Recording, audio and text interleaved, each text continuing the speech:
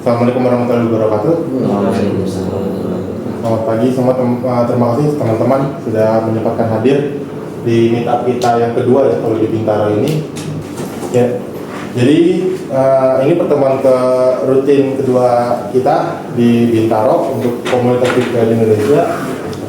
Untuk tema hari ini adalah kapan saat yang tepat memiliki Bitcoin. Tapi jika teman-teman sekalian ada pertanyaan di luar topik ini, nggak apa-apa ya, nggak dibutuhkan karena kita belajar menyeluruh nantinya. Jadi pertanyaannya kapan saat yang tepat memiliki Bitcoin? Kira-kira ada yang mau memberi tanggapan? Kapan saya tepat? Ya. Kalau aku sendiri sih ketika sudah benar-benar paham apa yang dilakukan. Oke, masuk situ ya.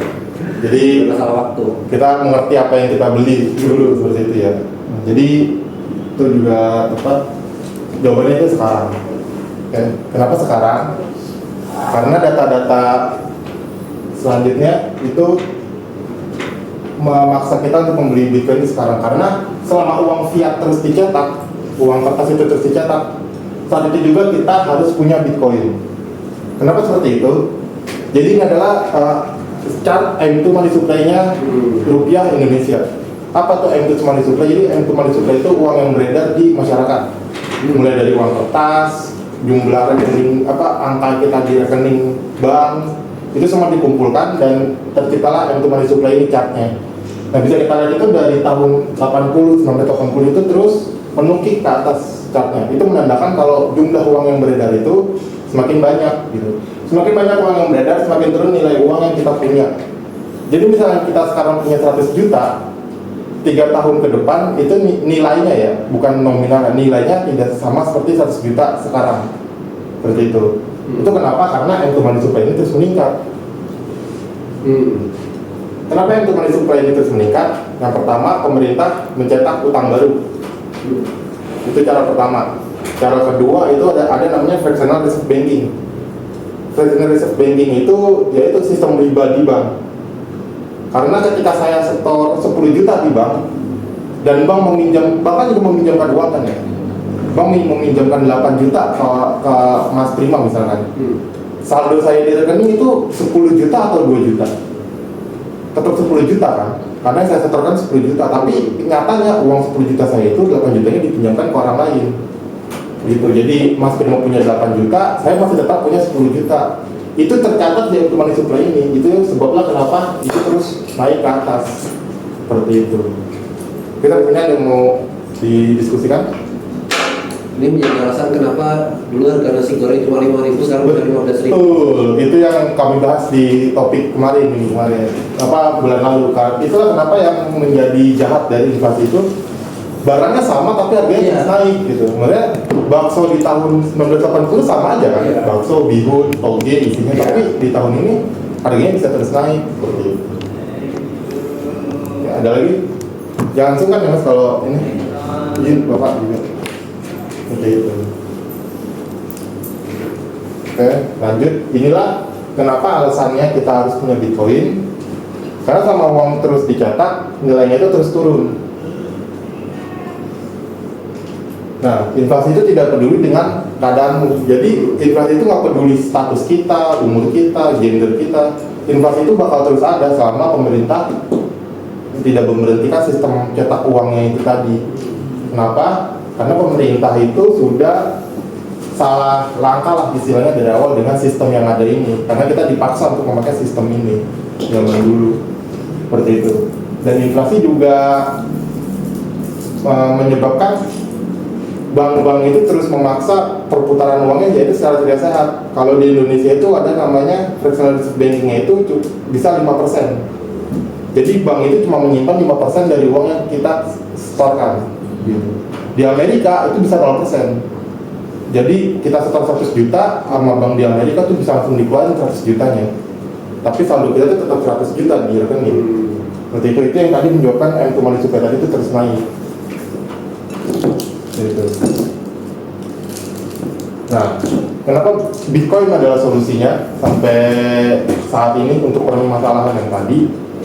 Karena Bitcoin itu jumlahnya fix, cuma 21 juta. Jumlah ini akan terus bertambah sampai nanti 2140. Jadi saat ini tuh Bitcoin terus ditambang.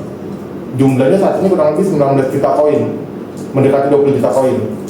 Nah nanti akan terus selesai ditambang di tahun 2140 gitu. Jadi saat ini Bitcoin itu sifatnya masih deflasif, masih terus bertambah gitu.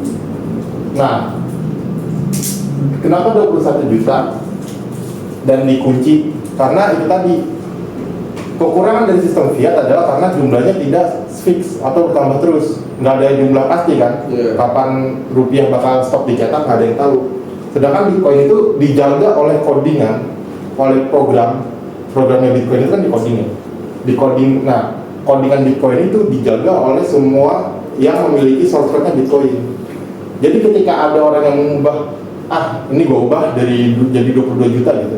Bitcoin itu kan open source ya, jadi siapapun bisa coding di Bitcoin, diubah jadi 22 juta gitu. Pak, Ya.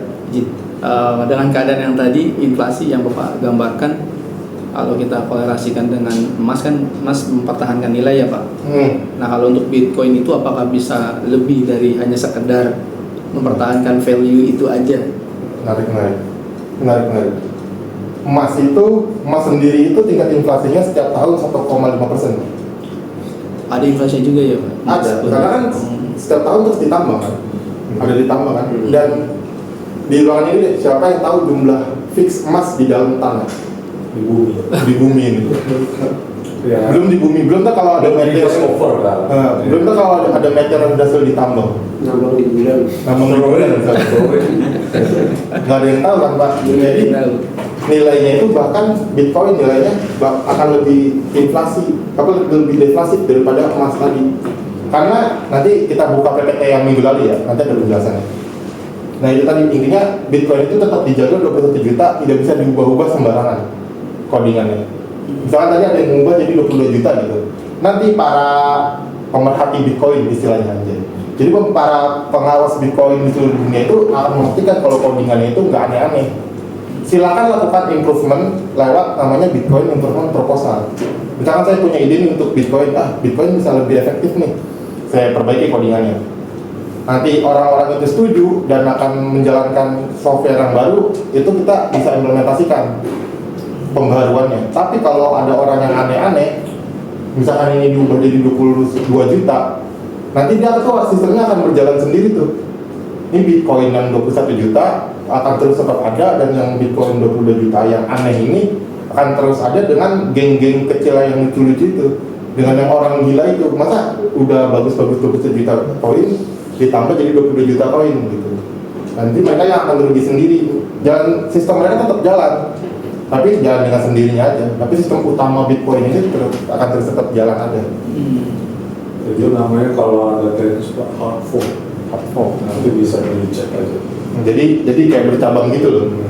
Itu dimaksud dengan meme coin. Nah, meme coin itu dia ada, bukan meme coin yang tadi saya ceritain Mas, yang altcoin itu. Misalkan kalau Mas tadi sekarang itu ada namanya Bitcoin Cash. Bitcoin Cash, Bitcoin Gold, itu contoh dari hard fork itu tadi. Mereka mengimplementasikan nilai sendiri di codingan Bitcoinnya, dan akhirnya mereka menjalankan codingannya sendiri. Bitcoin yang suci ini tetap akan terus ada. Gitu. Bitcoin cabang gitu ya? Ya, betul ya. Nggak bisa dipalsukan ya Pak? Nggak bisa. Nanti verify. Nanti kita ada doker berarti melihat inflasi Bitcoin sama melihat keamanan Bitcoin. Gitu. Nah, dan kenapa Bitcoin itu nilainya terus naik? Tadi kan saya cerita ya, Bitcoin itu 21 juta dan sekarang itu sekitar 19 sampai 20 juta jumlahnya. Dan itu akan selesai ditambang di 2140 gitu. Nah, Bitcoin halving itu adalah setiap 4 tahun peredaran pertambahan Bitcoin itu dipotong setengah Pak, mas-mas kalian. Jadi bisa per hari ini Bitcoin itu yang muncul setiap harinya 450 Bitcoin per hari ini. Nanti 2028 ada namanya halving. Halving itu jumlah Bitcoin yang beredar dipotong setengah gitu. Jadi tadi kan 450 dipotong setengah, jadi 225 ya kan. Nah 2024 ini kemarin sudah dilakukan bulan April 2024. Gimana cara pemotongan halvingnya itu? Yang tadi Mas yang saya cerita, para miner itu kan berhasil menemukan angka Nah ketika berhasil itu dikasih reward Bitcoin. Iya. Nah satu blok itu reward Bitcoinnya awal ya 2009 itu 50 Bitcoin. Jadi kalau Mas berhasil nambang Bitcoin ini satu blok 10 menit itu dapat 50 Bitcoin. Iya. Nah 4 tahun kemudian dipotong rewardnya jadi 25. 4 tahun kemudian dipotong lagi 12,5. Kan selalu seperti itu Pak algoritmanya. Ya betul.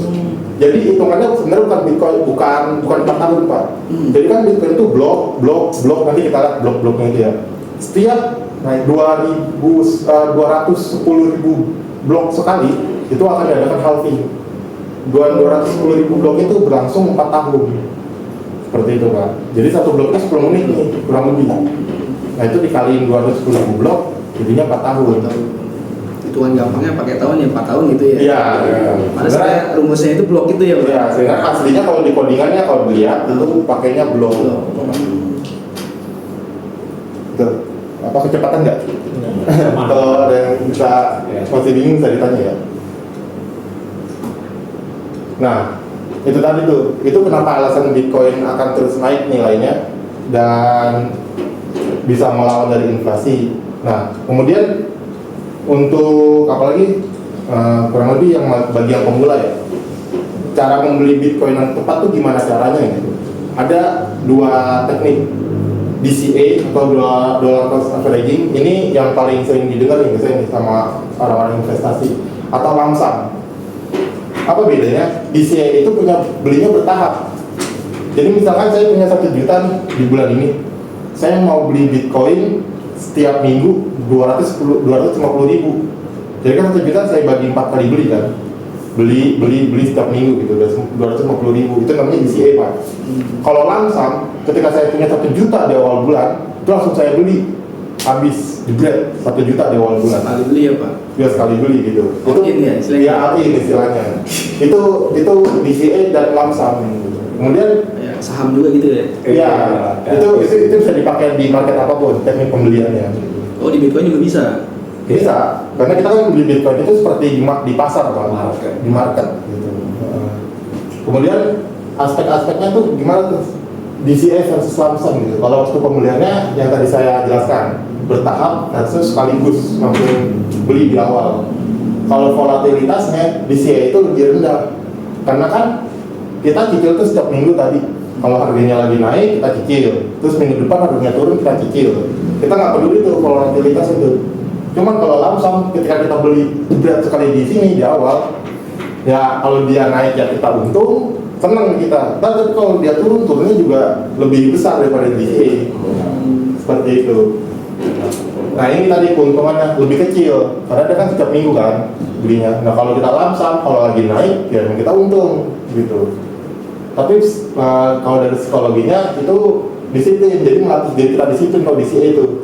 Nggak peduli harganya berapa, pokoknya setiap minggu beli gitu. Nggak peduli harganya berapa, beli gitu. Kalau lump sum, ya itu lebih emosional, karena kalau kita belum siap dengan harganya yang turun, ya kita stres sendiri jadinya gitu. Nah ini cocok untuk investor pemula. Kalau yang lump sum untuk yang berpengalaman dan agresif gitu. Kalau saya sendiri, cara mengatasi ini nih, lebih berat dan emosional ini nih, cara mengatasinya itu dengan belajar Bitcoin lebih banyak. Gitu. Karena semakin kita belajar Bitcoin, semakin kita tahu, kita semakin yakin kalau memang ini aset terbaik saat ini. Convictionnya ya. Iya betul, convictionnya. Karena ketika kita udah punya conviction, istilahnya ya ngapain lagi nyari-nyari yang lain gitu.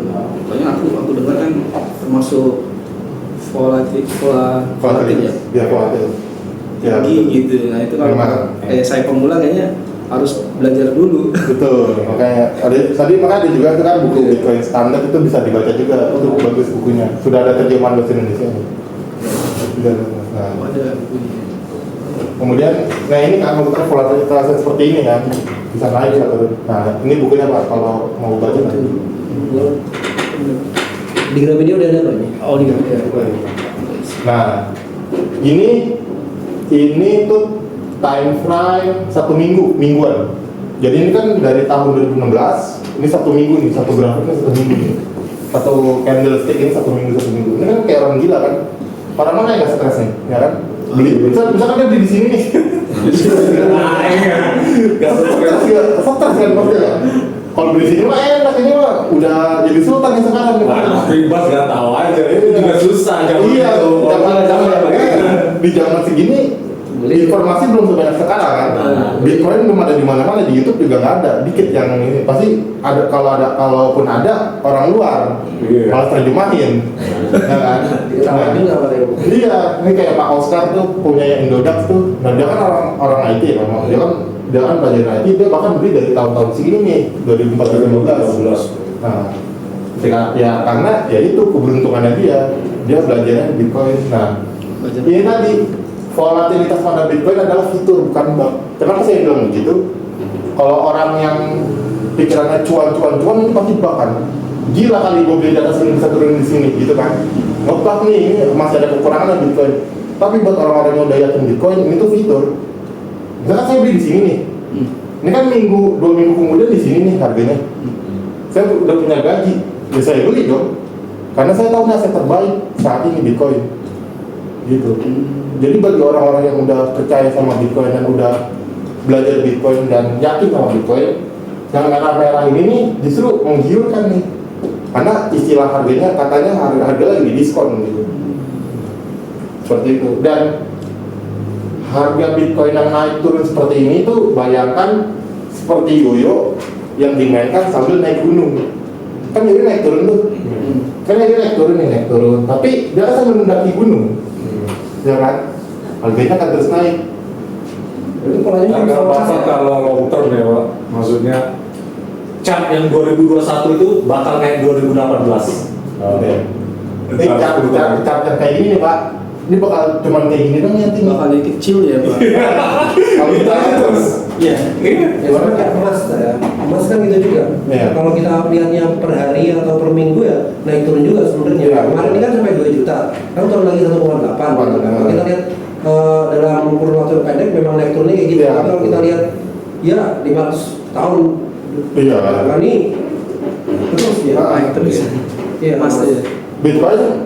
Bitcoin baru pakai 20 tahun, baru 15 tahun. Tapi udah outperform emas dengan jangka waktu yang sama gitu. Tinggal nunggu waktu aja surplus market cap ya. Ya, betul. Kan Bitcoin nomor 5 sekarang. Betul, ya. Emas masih di nomor 1. Nomor 1 gitu. Nanti ada di harga tertentu kalau Bitcoin, saya lupa harganya berapa, 1 juta kalau nggak salah deh. Kalau harga Bitcoin 1 juta dolar, itu market cap-nya ngelewatin emas. Jadi ini aset nomor 1 di dunia nanti. Saat ini nomor 5, masih di bawahnya Apple, Microsoft, Google seperti itu, dan emas. Tapi bayangin ini 15 tahun bisa jadi aset nomor 5 terbaik di dunia. Itu baru pembuktian apa lagi itu?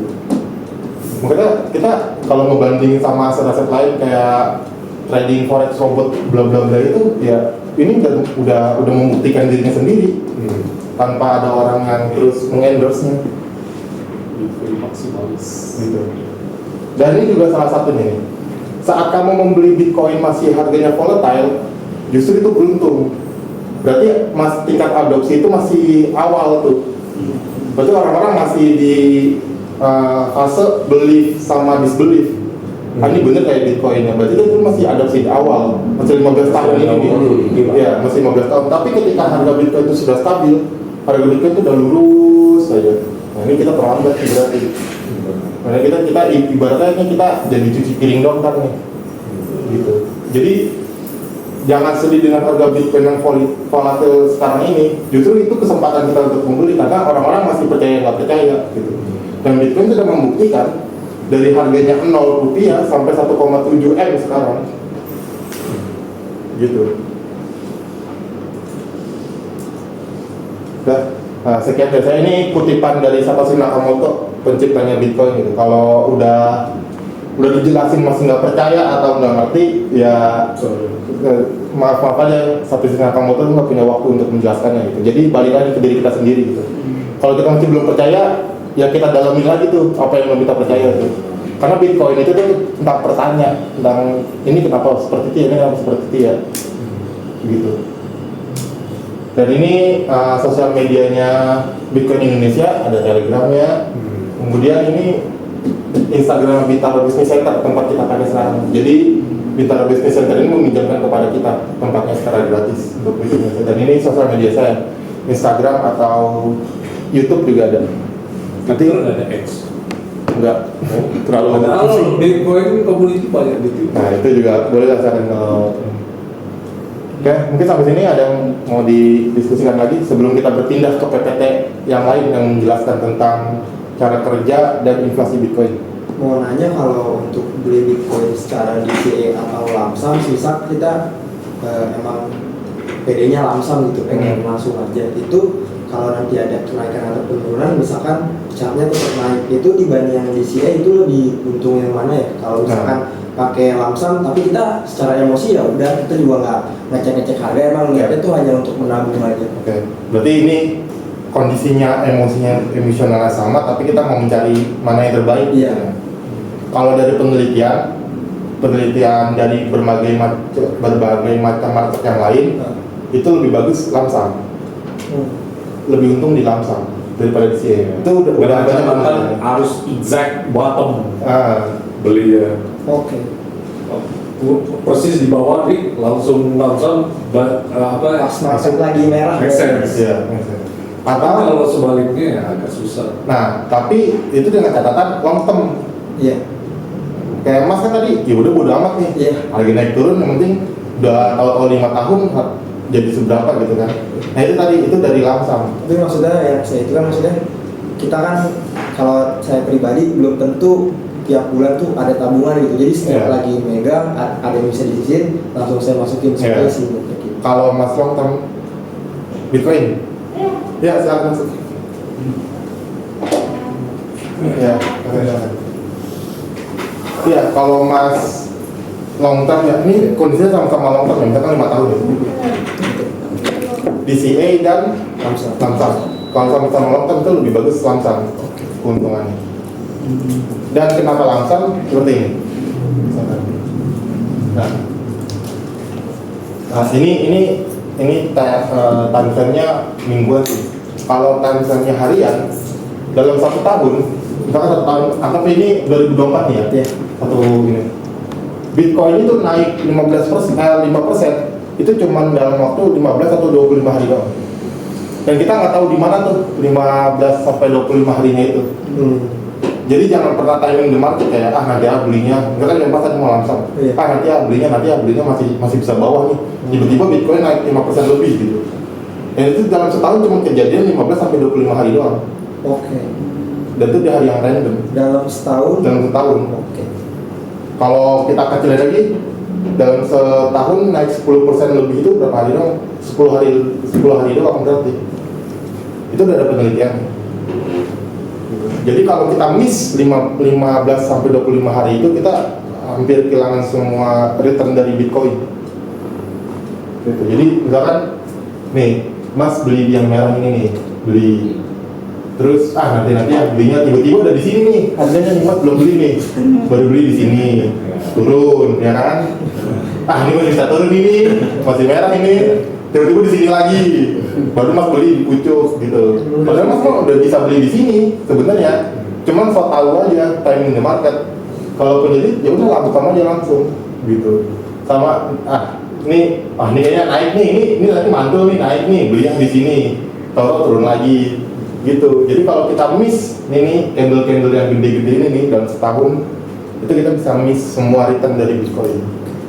Gitu. Berarti kalau secara efektif lebih DCA kalau untuk ini. Untuk Mau main aman. Iya. ya itu balik lagi kalau itu kan udah bagaimana saya kan cuma ngejelasin keuntungan sama kelebihan DCA dan lamsam. Itu balik lagi ke pendapat finansial masing-masing. Terus juga yang perlu diperhatikan inflation adjusted risk. Oh, iya. Maksudnya secepat mungkin ya cepat-cepat convert ke Bitcoin lah. Soalnya kan rupiah itu ada inflasinya juga kan. Ya. Makanya pas 2002 coba slide tadi boleh? Nah, Ini chart tadi. Nah ya yang ini itu kan top yang 2021 kan 69.000 ya?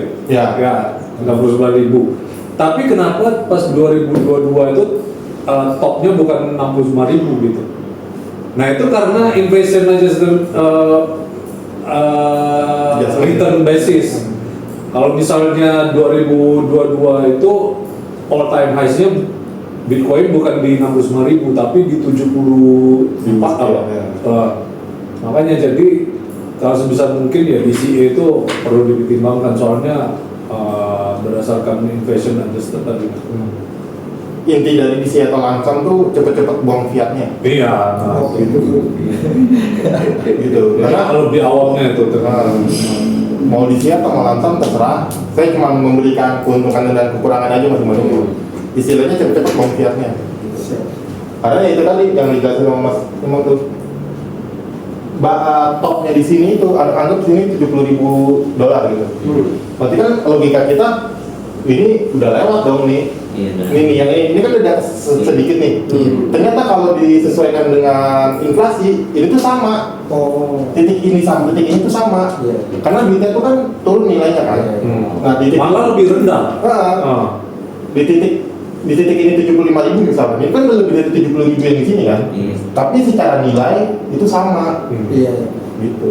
Makanya kalau melihat Bitcoin itu mungkin dari sekarang bisa mulai belajar melihat Bitcoin itu dari jumlah Bitcoin yang kita miliki. Jangan dari fiatnya. Misalkan sekarang kan 1 Bitcoin 1,7 M. Wah, gue punya 1,7 M nih. Ya itu fiat. Ntar kedepannya 1 Bitcoin itu bisa 20 M. Gitu. Makanya ada frase 1 Bitcoin sama dengan 1 Bitcoin. Nah, gitu. Jadi 1 Bitcoin gitu. Jadi kita membandingnya dengan Bitcoin. Jadi dari sekarang mulai fokus gimana caranya banyakin Bitcoinnya. Seperti itu. Kan ada lagi yang mau didiskusikan? Saya mau ke Dalam perjalanannya Bitcoin ini sama 15 tahun ya? 15 tahun ya? ya kurang lebih. Nah itu pernah nggak ada kayak server down gitu? Nggak ada ya Pak? Nggak ada. Sebenarnya ada, cuman sehari nggak nyampe sehari, beberapa menit gitu. Jadi saya lupa chartnya gimana ya. Jadi itu ada yang menunjukkan downtime-nya Bitcoin tuh. Itu 99,sekian% doang. Yang komanya itu karena waktu itu ada penyesuaian di algoritmanya di awal penciptaan Bitcoin. Oh masih. Ya masih ada maintenance sedikit aja. Itu udah jalan terus. Itu pas awal-awal juga. Itu pas awal-awal juga. Nah, saya tuh mau ngebahas ini inflasinya Bitcoin. Nah, karena tadi Bitcoin itu ada halving kan yang saya jelaskan. Jadi jumlahnya itu berkurang setiap 4 tahun. Jumlah yang muncul. Jadi tingkat inflasinya Bitcoin itu tuh sudah terdata, sudah jelas gitu. Kalau emas sekarang kan 1,5% setahun. Kalau Bitcoin di tahun 2024 ini dan di tahun 2025 ini di tahun 2024 kan dia halving kemarin April. Nah, sekarang di sini nih, ini tuh kurang dari 1%. Bahkan berarti Bitcoin tuh logikanya lebih langka daripada emas. Dan kedepannya setiap 4 tahun akan terus langka tuh, semakin turun. Jadi tadi kan inflasinya bisa 0, berapa persen. Semakin banyak yang bisa ditambang dalam 1 tahun seperti itu. Logikanya karena ada 4 tahun halving itu tadi. Dan kalau dilihat nih kan di tahun 2034 sampai 2140 itu kan garis hampir lurus ya. Itu karena 99% Bitcoin udah ditambang. Jadi sisa 21.000 Bitcoin lagi yang ditambang sampai tahun 2140. Dan sekarang ini yang satu harinya cuma muncul 450 Bitcoin, itu negara El Salvador beli 1 Bitcoin. Kadang-kadang beli 7 sehari itu. Kadang-kadang ada dia beli 10, beli 7 tuh. MicroStrategy, perusahaannya Michael Saylor. Kalau di hari Senin dia tuh biasanya beli hari Senin tuh. Sekalinya beli tuh bisa ribuan Bitcoin. Jadi supply yang tambah setiap hari itu nggak mencukupi demand perusahaan gede ini. BlackRock juga. Di US juga masuk. Belum nanti kalau Bitcoin strategic reserve-nya Amerika lolos 1 juta Bitcoin dalam 5 tahun. Jadi setahun 200.000 Bitcoin. 1 tahun 200.000 Bitcoin sampai 5 tahun. mereka akan keep itu terus. Belum lagi ada ribuan milioner di dunia kan, Iya. pasti dia harus ada punya. Tapi nanti kalau Bitcoin udah hype, udah institusi yang adopsi, orang kaya juga pasti ini apaan nih, orang belajar kan. Satu Nah, Bitcoin itu ya bukan Iya. dunia ya Pak. nah, Mesti ini kan ke-trigger Iya. masa milioner nggak punya Bitcoin gitu kan. Gengsi, gengsi. Nggak sanggup beli Bitcoin gitu kan. betul, betul. Ya, itu ya snowball effect lah. Jadi, Only 0,7% dari global populasi manusia di bumi ini sekarang ini yang bisa punya 1 Bitcoin. Kan Bitcoin udah 1 juta ya? Iya. Populasi di dunia berapa? 8 miliar. ya. Ini Jadi tinggal the greatest wealth transfer of the Rebutan. ya kan? Ini segini dong nih. Ini tinggal kita mau masuk bagian dari yang ini atau yang ini dong nih. ya. Berarti 0,1 ini jadi berharga banget nanti. Betul. Iya. Nih satu orang ini 10 juta orang nih satu ini nih satu icon global population 7,8 miliar total Bitcoin supply cuma 21 juta gitu. Tapi pasti mikirnya masa satu Bitcoin udah 1,7 nih, masa kita minjem ke bank nih 1,7 miliar gitu beli Bitcoin, enggak. Tapi kan dari 21 juta ini satu Bitcoin itu bisa dipecah jadi 100 juta sat sebutannya.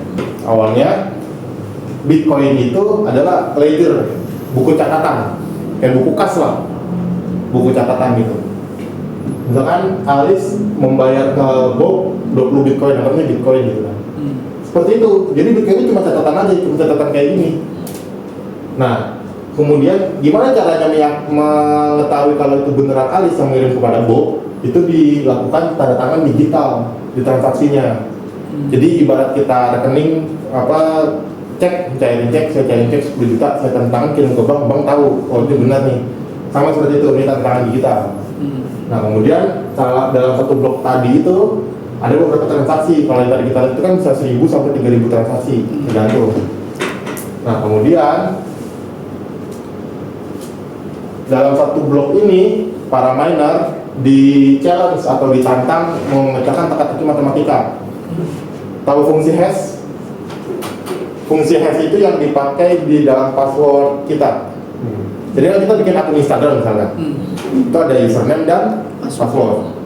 Nah, password yang dibikin itu disimpan di database-nya Meta, Instagram, itu enggak telanjang bulat apa yang kita tuliskan. Misalnya saya bikin passwordnya Bitcoin 123. Yang disimpan itu bukan Bitcoin 123, tapi hasil hash seperti ini. Hash itu seperti sandi. Sandi. Cuma nggak bisa dibalikin.